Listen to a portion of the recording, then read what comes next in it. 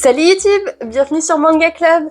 On se retrouve après une petite pause vu que j'ai profité de vacances bien méritées. Voilà, je suis partie au Canada, une petite information, je sais pas si ça vous intéresse, mais j'ai passé d'excellentes vacances et en rentrant, je me suis rendu compte que j'avais plein de choses à vous dire. Avec aujourd'hui ma vidéo top 10 shonen, j'ai vu que mon top 10 seinen avait bien plu en général en termes de vues, etc. et même en termes de commentaires, donc j'en suis super contente. Je sais que j'ai pas eu le temps de répondre encore à tout le monde, mais je les vois passer et ça me fait extrêmement plaisir. Et tout d'abord, un petit peu de blabla. De toute manière, si vous voulez passer le blabla, je vous mettrai les timecodes en bas si besoin. Donc tout d'abord, un très très grand merci car on a passé la barre des 500 abonnés sur ma chaîne et c'est vraiment un chiffre que j'aurais pas cru franchement atteindre. Déjà quand j'avais dépassé les 100, je trouvais ça incroyable, je m'imaginais pas. Donc 500, ça me paraît encore plus improbable. Donc merci beaucoup à toi qui t'abonne à ma chaîne et qui a envie de continuer à voir mes vidéos, ça me fait extrêmement plaisir. Surtout que je fais ça vraiment sur mon temps libre, je suis pas quelqu'un non plus qui cadre énormément sa chaîne YouTube, j'ai pas un rythme très soutenu et je fais pas non plus forcément des vidéos très recherchées. Mon but c'est vraiment juste de partager ma passion avec vous et je suis très contente que ça vous touche. Deuxième petit point, blabla, on m'a dit que je filmais à l'envers, oui effectivement, je suis sur mon téléphone quand je me filme, du coup c'est pour ça. Et du coup, normalement, dans cette vidéo, j'aurais réglé le problème, donc j'espère que pour tous ceux qui m'ont fait le commentaire, j'espère que ça vous conviendra mieux. N'hésitez pas, si vous avez d'autres petites recommandations à me faire, à me le dire également dans les commentaires. Et pour finir, vraiment désolée pour la dernière vidéo que j'ai postée. Oui, voilà, j'ai eu un gros bug micro. Mon micro a totalement cessé de fonctionner pendant la vidéo. C'est pas la première fois que ça arrive, malheureusement. Je fais pas forcément attention pendant que je filme. Heureusement, c'était le dernier manga que j'avais à vous présenter. Donc désolée pour cette fin très abrupte. Je ferai plus attention les prochaines fois. Et du coup, on va enfin pouvoir commencer cette vidéo. Et on commence du coup avec mon top 10 shonen avec à la 10e place... De chez Pika Édition, nous avons To the Abandoned Sacred Beast par l'auteur Maybe. Je connais pas très bien cet auteur, je sais juste qu'il a fait un autre manga qui est plutôt connu, enfin je crois qu'il est plus connu que celui-là en tout cas, qui est Tales Wedding Ring, qui a notamment son animé sur Crunchyroll. D'ailleurs j'ai vu que ce manga avait également son adaptation sur Crunchyroll, donc il va falloir que je me penche dessus, parce que c'est un manga que j'aime énormément. Malheureusement, je n'ai pas l'intégralité de la série qui est terminée en 15 tomes. C'est aussi pour ça que je pense qu'il est à la 10e place, peut-être qu'il serait peut-être plus haut si j'avais tout lu. En tout cas, j'ai lu les 8 premiers tomes. Pour moi, c'est une très grosse réussite parce qu'on est dans un monde d'après-guerre avec des hommes qui ont décidé de se sacrifier en devenant des bêtes pour sauver leur nation. Malheureusement, une fois la guerre terminée, le côté animal qu'ils avaient pris est resté. Et le problème, c'est que du coup, ils se sont fait rejeter par leur patrie, par leurs concitoyens, créant différents problèmes. Suite à ça, on va suivre deux protagonistes. On va avoir notre protagoniste féminine qui va être Charlotte, qui chasse justement le chasseur de bêtes qui aurait tué son père. Et en fait, on découvre que le chasseur de bêtes faisait partie de l'ancienne faction. En fait, il a fait partie de ces combattants et que c'est en gros une mission qui s'est donnée en rentrant de tuer ses anciens camarades qui perdaient la tête, potentiellement. L'histoire devient encore plus complexe quand un des anciens camarades décide de mener une faction un peu dissidente et on va revenir du coup sur un énorme conflit au fur et à mesure. Donc il se passe énormément de choses, j'aime énormément la psychologie des personnages, j'aime beaucoup ce côté guerre, je trouve que c'est très bien traité et c'est intéressant. On est vraiment pris aux tripes pendant qu'on lit ce manga et le petit côté fantastique franchement rajoute une petite touche vraiment cool. Donc je vous conseille de vous intéresser potentiellement à cette série. Petit disclaimer, je tiens à signaler que certains tomes ne sont plus trouvables du tout en neuf. Je ne sais pas s'ils sont en arrêt de commercialisation, mais en tout cas je les trouve pas, que ce soit sur la Fnac, à Cultura ou ce genre de choses. Ils sont plus en vente. Désolée pour la lumière, je ne sais pas pourquoi le soleil a décidé de revenir, c'était pas prévu. Donc voilà, série en 15 tomes, mais je vous conseille plutôt du coup de la lire en dématérialisé parce que en physique vous allez avoir beaucoup de mal à compléter l'entièreté de la série avec ces 15 tomes. En 9e position, un manga assez récent, il s'agit de Mariage Toxin aux éditions Crunchyroll. C'est un titre dont je vous ai déjà pas mal parlé parce que je suis super emballée. Voilà, c'est seulement le tome... Actuellement, il n'y a que 5 tomes, mais chaque tome m'ont vraiment beaucoup plu. Je me suis vraiment attachée à l'univers, je trouve ça vraiment super sympa. Ça va être un manga basé sur de l'action et beaucoup d'humour aussi, donc c'est quelque chose qui me plaît. Et on suit un tueur professionnel, voilà, on comprend qu'il y a 5 grandes familles de tueurs. Lui, il fait partie d'une de ces branches, et en gros, pour éviter à sa sœur un mariage malheureux, il décide, pour faire plaisir à ses parents, d'essayer de se trouver une partenaire pour engendrer un héritier. Sauf que, forcément, quand elle est élevée en tant que tueur, sociabilisé, c'est pas trop son truc. Du coup, il va faire un partenariat avec une arnaqueuse professionnelle qui vont faire un contrat. Voilà, le but, c'est qu'elle l'aide à se trouver sa femme. Voilà, donc c'est entre une sorte de speed dating et à la fois des missions de sauvetage. Voilà, en gros, ce qui se passe. On a, malgré le fait que ce soit un manga très humoristique, de très belles planches de combat. Franchement, moi, tous les combats m'ont grave plu. Et ça, franchement, en animé, ce serait vraiment de la bombe. Donc j'espère qu'un jour, il aura son adaptation. En tout cas, je suis vraiment très contente de ce titre en seulement 5 tomes. J'ai été conquise, donc n'hésitez pas, si c'est votre style du coup, action, humour, ça pourrait totalement vous plaire. En 8e place, quelque chose d'un peu plus classique, on va parler du coup de Frieren. Je pense que j'ai pas forcément besoin de vous le présenter, on en a énormément entendu parler, que ce soit du manga ou de l'adaptation animée qui était très jolie.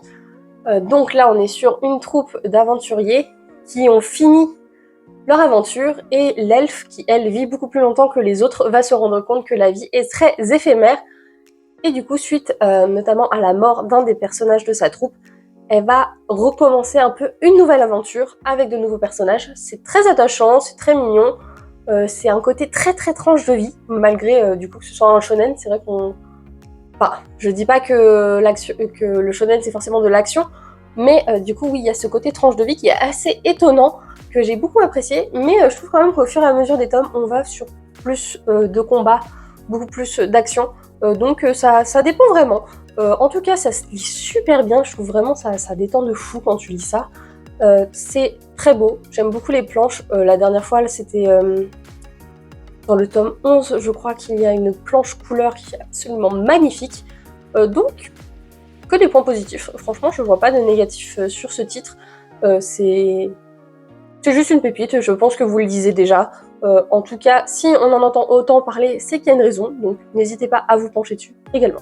Et du coup, c'est actuellement en cours avec 12 tomes, et le 13e sort début du mois de juillet, donc ça va pas tarder. En 7e position, pareil, un autre manga très connu, on va parler de Spy Family, actuellement en cours avec 12 tomes. Alors malheureusement, enfin ça dépend pour qui, pour moi c'est quelque chose qui me dérange pas, mais je sais que certains d'entre vous ça peut les déranger. Le rythme de parution est extrêmement lent parce qu'on a rattrapé la publication japonaise. Donc maintenant on peut avoir 6 mois, 1 an entre les tomes. C'est des choses qui arrivent. Moi je m'en fiche, j'adore, franchement je suis très fan de cette petite famille recomposée. Au cas où vous vivriez dans une grotte, sachez que du coup il y a un animé qui est extrêmement connu et le manga qui est également très connu, où on suit du coup 2 pays qui se font la guerre froide. Il y a un espion très célèbre qui va infiltrer le pays ennemi, et pour se rapprocher d'un dangereux personnage, il doit se construire une famille factice. Du coup, il va adopter une enfant qui se retrouve être télépathe, et il va se marier avec une tueuse professionnelle, une tueuse à gages professionnelle.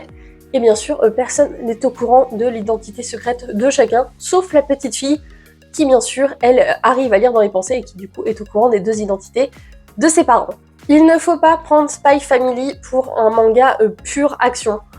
Pour moi, le premier point vraiment de ce manga, c'est le côté humour. Donc je sais qu'il y en a pas mal qui parfois se disent « Ouais, mais ce qui est nul dans Spy Family, c'est que ça mouline et tout, on n'avance pas dans l'histoire principale. » Mais en même temps, l'auteur l'a dit, c'est pas... Alors oui, il y a le fil conducteur du méchant qu'il faut réussir à se rapprocher et déjouer ses plans, mais la vision principale de l'auteur, c'est vraiment l'humour, c'est le côté running gag, et effectivement, ça se ressent au niveau de la lecture. J'espère quand même qu'au bout d'un moment, il y aura quand même des dénouements, mais voilà, faut vraiment le prendre comme une lecture fleuve, une lecture vraiment chill, et il faut juste se concentrer sur faut pas se concentrer sur forcément faut que l'histoire avance parce que sinon vous serez déçus. Sinon, moi j'adore, franchement je suis très très fan de tous les personnages. Anya est extrêmement mignonne. Très peu de mangas avec des enfants. Enfin, j'ai pas du tout de manga avec des enfants en protagoniste et Anya est super attachante. Du coup, vraiment pour moi, ça c'est un gros coup de cœur pour ce manga. Mais encore une fois, je pense que vous connaissez déjà. 6e position, on retrouve Toilet Bon Hanako-kun qui a été pour moi une très belle surprise. Parce que quand je l'ai acheté, je crois que j'avais acheté le pack découvert tome 1, tome 2, il me semble. Bah j'en attendais rien. Vraiment, j'étais en mode ouais, ça m'a l'air un peu enfantin, mais bon, j'en ai entendu du bien, pourquoi pas tester. Et finalement, j'ai adoré l'univers. Je trouve déjà le style graphique tellement particulier. Voilà, on est sur des personnages très ronds, très mignons, dans un monde un poil gothique, et du coup je trouve que ça rend vraiment super bien.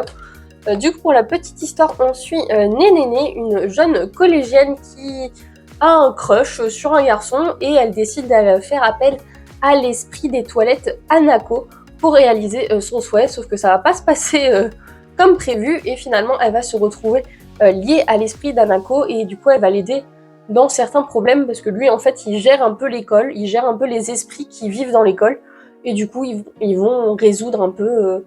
C'est presque comme des mini-enquêtes, en fait, c'est des mini-arcs où il y a un problème avec un esprit et ils vont le résoudre. C'est très mignon, j'aime beaucoup la relation avec les deux protagonistes. On a également des personnages secondaires qui sont bien complets, voilà, ils ont des backgrounds qui sont développés au fur et à mesure. Actuellement, il y a 18 tomes de sortie, le 19e ne devrait pas tarder. Et franchement, je m'ennuie jamais avec un tome de Toilet Bon Hanako-kun, il y a des vrais mystères qui sont à résoudre au fur et à mesure.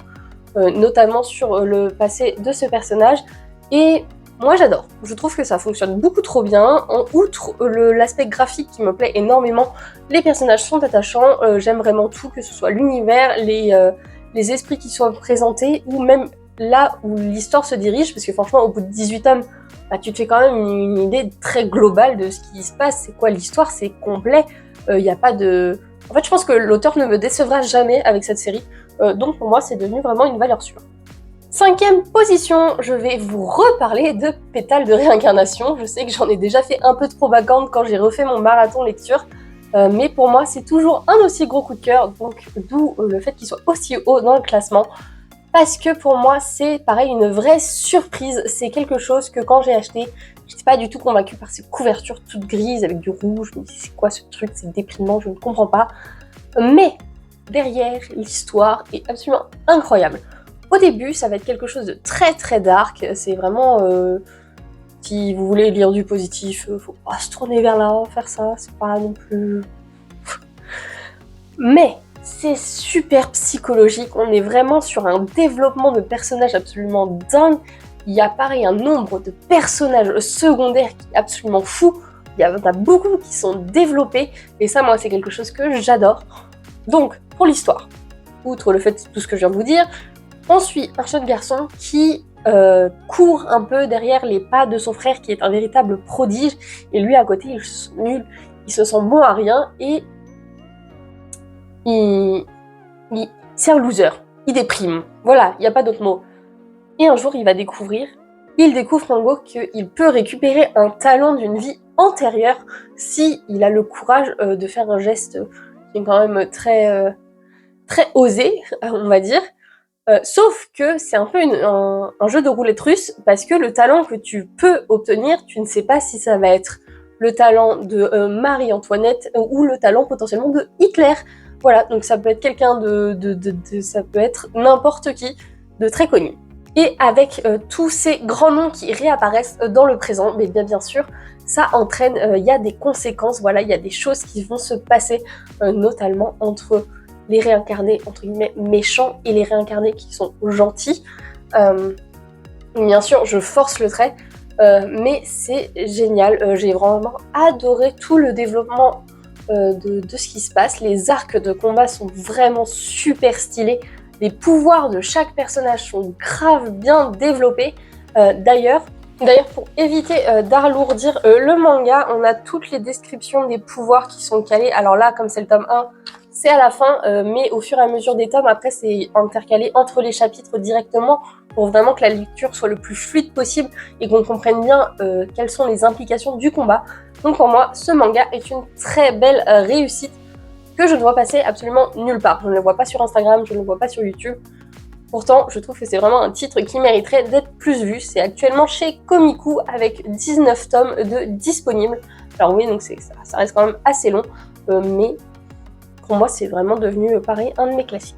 En même temps, autant vous dire que c'est tous devenu mes classiques là. Mon top 10, vraiment, c'est des choses que dès que les nouveaux tomes sortent, je vais les acheter quand même relativement rapidement. C'est sûr que dans le mois qui suit, ils sont chez moi et que je les lis parce que c'est vraiment ce que je préfère, donc ça paraît logique. Top 4, Tougen Anki, qui, comparé aux autres, je trouve, a un côté beaucoup plus classique. Voilà, on va revenir dans les Spy Family, Frieren, en termes d'ordre. Mais pour moi, Tougen Anki, c'est vraiment le bon gros shonen classique qui a débarqué dans ma vie. Voilà, pour moi, ça prend la suite de Blue Exorcist, ça prend la suite... voilà, pour moi, ça a l'étoffe de devenir un peu vraiment les classiques. Pas au point de One Piece, Bleach, Naruto, etc. Mais de s'imposer comme étant le shonen un peu de base du moment.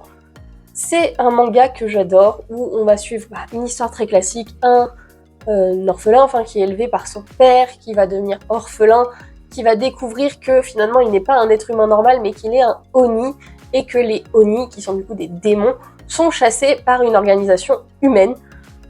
Il va du coup être recueilli par d'autres Oni et c'est là qu'il va s'éveiller à ses pouvoirs et bien sûr on va suivre la guerre entre le clan Momotaro qui chasse les Oni et les Oni qui veulent juste ne pas se faire exterminer en fait.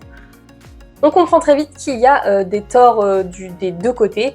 Voilà, c'est pas tout rose en fait, ils disent pas tous les Momotaro sont mauvais, tous les Oni sont mauvais, c'est vraiment, je trouve c'est assez gris au niveau des explications et moi c'est quelque chose que j'apprécie et c'est en demi-teinte. Donc au final, on sympathise avec les deux côtés et je trouve ça super intéressant. On est bien sûr sur un côté assez classique vu qu'il se retrouve dans une école qui va être du coup avec des camarades de classe.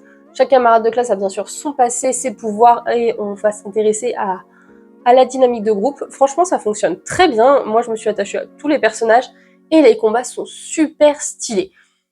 Je trouve pas forcément les pouvoirs méga intéressants. En termes d'originalité, ça reste assez classique, comme je l'ai déjà dit. Mais franchement, la dynamique des combats est super cool et du coup, on s'ennuie pas pendant qu'on lit Tougen Anki. En termes de dessin, on est là-dessus, donc je trouve ça vraiment super badass. Et du coup, voilà, sur les phases de combat, je trouve ça vraiment très très bien dessiné. D'ailleurs, ça a été annoncé en animé et je peux vous dire que c'est vraiment un animé que j'attends avec beaucoup d'impatience parce que si c'est bien fait, ça va être de la bombe. J'en suis convaincue. Tougen Anki, pour moi, c'est très bon, même quand il y a des moments un peu... les arcs de transition, je les trouve tout aussi bons, les arcs d'entraînement, alors que de base, c'est des arcs sur lesquels j'ai tendance à m'ennuyer, notamment dans One Piece ou même dans Naruto, je me rappelle, les arcs d'entraînement, ça avait tendance un peu à me saouler. Ici, pas du tout, je trouve que c'est très fluide. On sent qu'il y a quand même un rythme assez soutenu, donc je pense qu'on va pas non plus se diriger vers une série qui dure 50 tomes, je pense qu'on va peut-être plus être sur une trentaine. Je sais que pour certains c'est énorme, moi je trouve que ça va pour un manga d'action, ça me choque pas non plus. En tout cas, on est actuellement en cours avec 15 tomes, donc pour l'instant ça va encore. Si vous aimez le shonen très classique avec les codes qu'on peut retrouver dans beaucoup d'autres, je pense que vous apprécierez ce manga. En troisième position, un manga qui est très nostalgique pour moi, voilà, c'est Black Butler. D'ailleurs, j'avais une édition spéciale avec des illustrations, alors que je l'ai acheté, je crois que j'étais au collège ou au lycée, donc ça remonte à plus de 10 ans maintenant. Et je suis trop fan. Franchement, Black Butler, pour moi, ça a été un peu une révélation aussi, parce qu'il y avait ce côté gothique que je n'avais eu dans aucun autre manga à l'époque, qui du coup, je me disais, ouais, lui, il a un truc en plus et tout, qui fait que j'étais à fond dans les personnages. Et j'ai un peu laissé tomber la série vers le tome 13, 14, je crois que j'ai abandonné. Et j'ai repris des années plus tard et je me suis dit, ouais, c'est peut-être devenu trop enfantin pour moi. Black Butler, trop enfantin. Ouais, je sais pas ce que j'ai voulu, je sais pas pourquoi j'ai pensé ça, mais pas du tout. Black Butler, c'est quand même... Il y a des thématiques très adultes qui sont abordées, même si le personnage principal, outre Sébastien, qui est notre majordome préféré, Il y a Ciel qui est un enfant de 12 ou 14 ans max qui est orphelin. Il y a eu un énorme drame familial quand il était jeune et du coup à 12 ans il reprend les rênes du clan Phantom Hive qui se trouve être une famille assez spéciale parce qu'ils sont sous les ordres directs de la reine Victoria, donc en Angleterre. Et il va vite se retrouver à devoir accomplir des missions pour Sa Majesté. Mais on découvre vite que ce super majordome est assez spécial et qu'en fait il ne serait même juste pas humain. Donc bien sûr, pour découvrir pourquoi cet être non humain se retrouve à travailler pour un petit conte tout jeune, il faut bien sûr aller lire. J'adore tous les rebondissements qui se passent. Ne regardez pas l'animé s'il vous plaît. L'animé saison 1, à partir de la moitié, ils ont fait n'importe quoi. Donc vraiment, je vous conseille, si vous aimez le style un peu gothique et les histoires dans une vieille Angleterre, il faut vraiment lire le manga. Il y a pareil une petite troupe, là il n'y a pas non plus une vaste... il n'y a pas non plus pléthore de personnages secondaires, mais il y a un petit noyau solide qui est vraiment très attachant, je trouve notamment en termes des serviteurs, les serviteurs de la maison Phantom Hive. Au début, ils servent un peu comme de running gag, et après, quand on va découvrir leur passé, je les trouve tellement intéressants, je trouve qu'ils ont tellement leur place, en fait, dans cette aventure, et c'est vraiment génial. Et il faut savoir que du coup, quand j'ai repris ma lecture, j'avais peur d'être déçue et de me dire, au bout de 30 tomes, est-ce que l'autrice ne se serait pas perdue? Et en fait, pas du tout.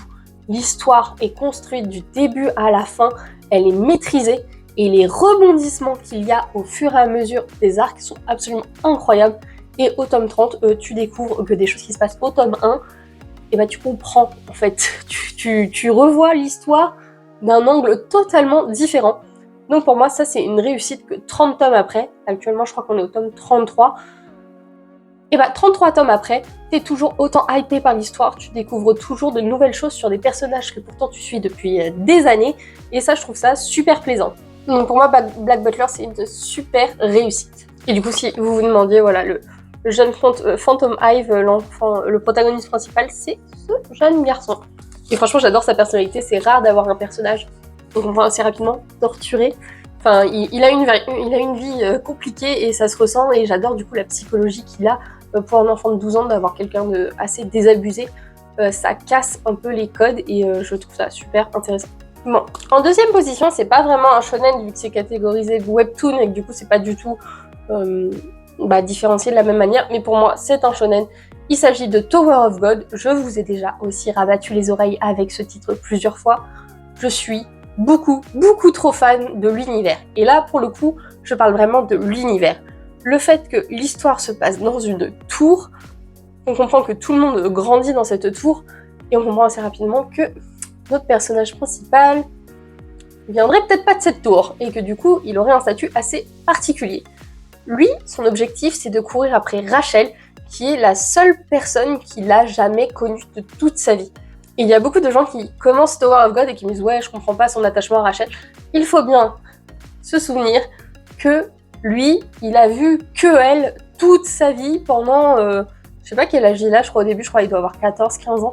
Pendant 15 ans de ta vie, t'as vu qu'une seule personne tous les jours, et d'un seul coup, elle te dit « Je m'en vais ». Ça paraît logique qu'il lui court après. Enfin, moi, en tout cas, je trouve ça totalement logique. C'est une œuvre qui est disponible, il me semble, sur Webtoon, qui a plusieurs arcs. Actuellement, il y en a 3. Et c'est vraiment très important de distinguer ces 3 arcs parce qu'il se passe des choses de dingue dans chacun. Et il y a tellement de développement, que ce soit en termes de personnages, en termes d'histoire, il y a même des ellipses. C'est très fourni en termes d'information. Et et moi, je trouve ça dingue, en fait, d'avoir un univers aussi développé. Pour comparer, je pourrais dire que c'est un peu un univers à la One Piece, voilà, où il y a des choses qui sont révélées des années plus tard, qui prennent tout leur sens aussi au début. Et pareil, les personnages sont toujours un passé très intéressant, on découvre que certains sont liés alors qu'on ne pensait pas, enfin voilà.